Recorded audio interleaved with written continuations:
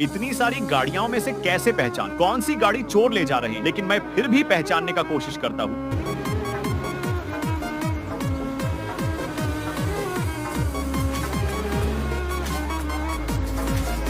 यही गाड़ी चोर ले जा रहा है, लेकिन उसे देखने से पहले बेटा, मुझे देखकर इग्नोर मत करना। इस बार जो भी एग्जाम में पास होना चाहता है मैं पास कर दूंगी, मगर मेरा भी एक काम करना होगा। तुम्हें इस वीडियो को एक लाइक और चैनल को सब्सक्राइब करना होगा और 5 सच्चे मित्र को शेयर करना होगा।